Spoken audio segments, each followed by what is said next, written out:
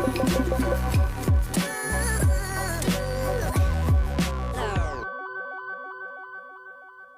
everyone and welcome back to my channel. If you're new here, my name is Kaylin and today I wanted to talk about what frugal living means to me, because I know it can mean different things to different people, but I just thought I would share my version of what it is. And sorry if you can hear crazy noises in the background. My kids are upstairs and they're playing with like this little karaoke machine that they have that distorts their voices, so it sounds a bit crazy, and Potato keeps whiffing because I think the noise is bothering him.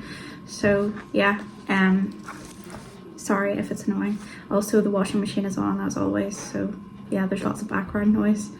So frugal living for me basically means like figuring out what your priorities are and what you actually want to spend money on in your life. It's not about depriving yourself of everything and living a really miserable existence where you don't get anything and you're constantly having to sacrifice things. Like, I think it's more about getting focused on what really matters to you and making sure that you allocate money to that, and then taking the rest of your life and making it like a beautiful thing, but doing it on a budget so that you can facilitate other areas where you want to be able to spend more freely.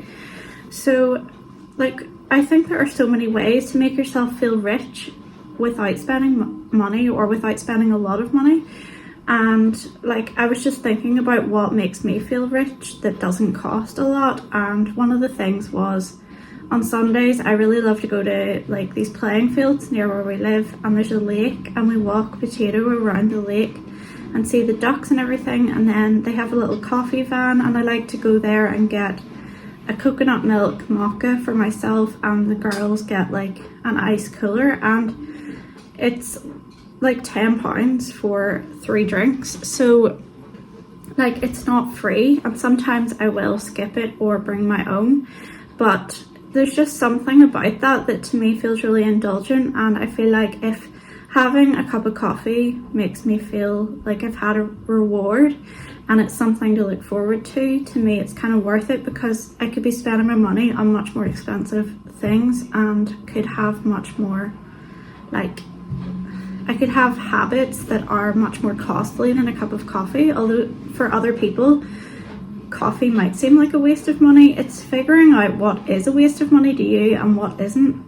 And that's a very personal thing, and other people can't decide that for you, but you basically just need to decide like, what are you prepared to sacrifice so you have money to do the things that you want to do, and what are you not prepared to sacrifice, or what makes you feel deprived if you don't allow yourself to ever have it.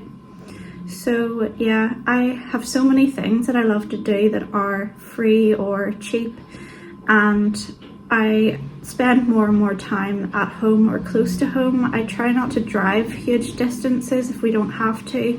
I used to go on way more day trips before like lockdown and everything, but I haven't been doing that, and I try to keep like my petrol usage to a minimum.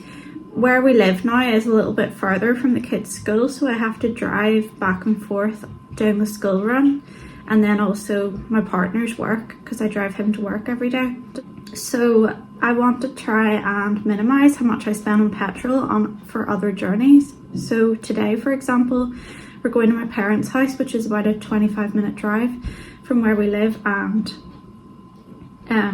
like, that's worth it to me, because obviously get to see family and have a really nice day together and celebrate Father's Day, and my sister and her kids will be there too. But like, then I am trying to not go as far on other days. For example, yesterday we stayed near home. We went to the library and walked Potato on the Greenway.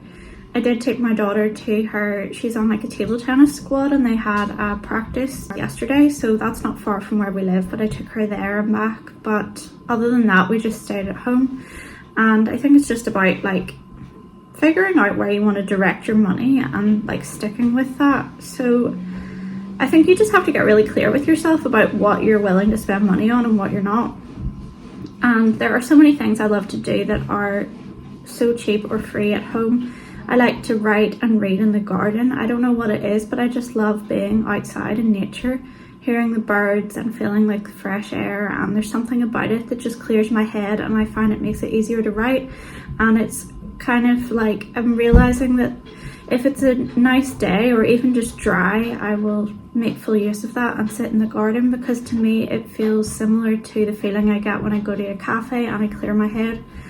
And I love like having flowers and plants in the garden and working on it and making the most of it, and I'm really enjoying putting in like things that are edible in the garden, and just seeing them starting to grow. It's really rewarding. I like looking after the birds, so to me like spending some money on bird food is worth it because it just gives so much back to me, and I love having the garden filled with birds and being able to watch them through the window, and yeah, like looking after them, it's just like a nice thing to do. Yeah, for me it's important to have plenty of things for us to do at home so we can be creative. Like I like to have my art tools and supplies so I can paint.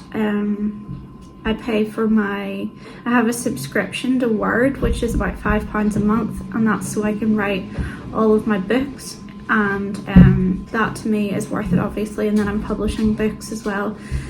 I love candles. I will never spend a lot on a candle, but I don't think it's a waste to spend like £3 on a candle, because it just brings such warmth and coziness to the house, and the scent, and it just makes me feel like I want to hibernate and be cozy at home, and it just changes the atmosphere a lot for me.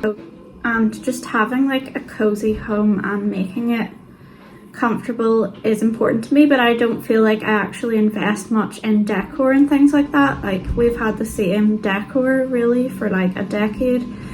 That doesn't bother me. Some people it would bother because they like to change things up all the time and constantly have stuff looking new and up to date, but if something's working, I don't see the point in throwing it out or replacing it. And I'm trying not to accumulate more clutter because I just want the house to feel airier, and I'm trying to declutter as much as possible, so I'm not bringing things like that into the house. So that is an area where we save a lot, because I'm not buying anything new for the house really ever. The noise is getting louder and louder in the background. I'm just happy they're not fighting, and I keep thinking because of the microphone and the volume that it means they're fighting, but I actually think they're getting on well at the minute, which is good. So yeah, something I was thinking about that's an example of like saving money and then spending it on something that's worth it to you was our trip to Paris last year. I have wanted to go to Paris for years and years, and I had booked to go before lockdown with the girls, but it was cancelled because of that. And then I wanted to bring my partner with us too. He had never been to France, so it was fun to bring him and show him around, and I used to live there, so it was just, I really wanted to go back. For 4 of us to go, the trip was reasonably cheap, and it cost a lot of money for us, like if you kind of compare it to our budget, but to me it was worth it. And having that focus and knowing the trip was coming up for months beforehand, it made it really easy for me to save, because I felt motivated and I knew what I was saving for. And sometimes I think if you spend in one area, it helps to save you money in others, and that was like the case with this. So we tried to do it as cheaply as possible. Like we bought our flights and booked an Airbnb. I picked one that was like not central, and it was quite small and compact, so it was pretty basic, but it was like, it was livable, and it was also not right in the center, so it was cheaper than a lot of other ones would have been. We did things like, instead of going out for breakfast, we just got fresh bread and pastries from the bakery, which is reasonably cheap to do, and it's just as nice. Whenever we were eating out, we tried to do it on a budget. Like for example, our first night there, we went to a little bistro. It was like a little French like bar that served food, and it was kind of tucked away and probably not very popular or well known, but the food was nice and the owner was really nice, and I had a good chat with him. And then like it wasn't much to eat there at all, and then we walked everywhere we could. We got metro passes, we got the train from the airport into Paris. We didn't get any taxis or anything like that, and just tried to do it all on a small budget and didn't pay for extortionate activities. So although like for us the trip was costly, it was a lot cheaper than it could have been if we'd made different choices, and it was something we chose to put a lot of money into last year, and I don't regret that because it gave us something to be excited about, me particularly, and it was like something to aim for as well, and it kept me motivated with my budgeting. And it's the same with like this summer. Like, I've booked summer schemes for the kids for a couple of weeks, and that is in itself like a big expense, but then it basically is like buying myself time to have some peace and quiet and get writing done and get my art and things done that I can't really do as much when they're around, and we'll still have weeks together. But it's just like, they're very busy people, and they're very like, they like to be entertained all the time. So to me, it's worth it spending money on summer schemes to keep them busy and like give them something to do that's fun and creative, and then to give myself space to do my own projects as well.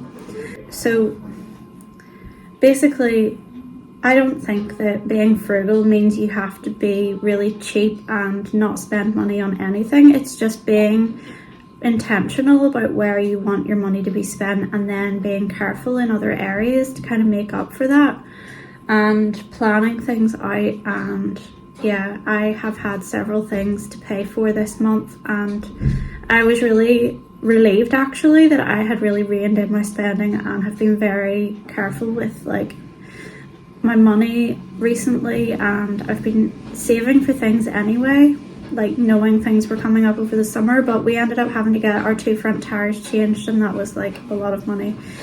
And then I've had the summer schemes to pay for. I've already put the money aside for that.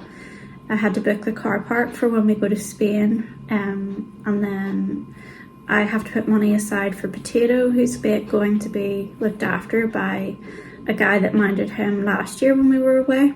I'm trying to think what else is coming up. My daughter's doing gymnastics, so I had to pay for that. And I just feel like at the moment there are lots of payments, and there are things that are, if it's not an obligation, it's like, it's something we have at least kind of committed to, even in the short term. And I want to be able to give my kids those things, and to not have financial worries, and to have the money set aside that we need for over the summer. So I have to be careful in other areas, and I'm trying to focus on being at home, working on the garden, making coffee when I can. I'm allowing myself some coffees out because I find it really helpful for writing and just kind of resetting something inside myself, because I spend so much time at home and so much time with the kids and with Potato and like doing housework and stuff, that sometimes I just need to get out of that. I think you really need a change of environment sometimes, and just like going to Cafe Nero for an hour, it's like, it makes me feel so relaxed and I can think clearly again, and to me that is a worthwhile expense. But there are so many areas where we can save lots of money. Like, we have a National Trust membership, which is £13 a month, which isn't bad for the 4 of us, and we can go as much as we like. So over the summer I'm going to be making full use of that and bringing picnics with us to places, or like having barbecues, like grilling stuff in the back garden. And we have already got like a kind of barbecue grill thing out there, so, and it's gas, so I won't have to pay for anything else for that basically. And just like getting really creative and making use of the craft supplies and materials that we already have. And I'm trying not to bring a lot of clutter into the house. I want to do clear outs, I want to do chores with the kids, and like get them involved in things and give them better skills in that area for when they leave home. Because I feel like my mum got us to do a lot of chores when we were little, but it taught us so many life skills, and I want to pass that on to them too. And I don't think I have as much, because I've kind of done everything and let them just get away with doing the bare minimum. So I want to do that. I also got some really cheap wool and crochet hooks, because I want to get back into crocheting and I want to work on a scarf, and I've got the pattern for it, so that is planned out. As always, I have to mention the library because I love that place. We went yesterday. I got a couple more books. I was quite restrained. I got 2, but I already have so many out. I'm reading the Atlas 6 at the minute, which I don't know if this is aimed at teenagers or young adults, but it's not really like something I would normally read, but it is holding my interest because the writing is really good.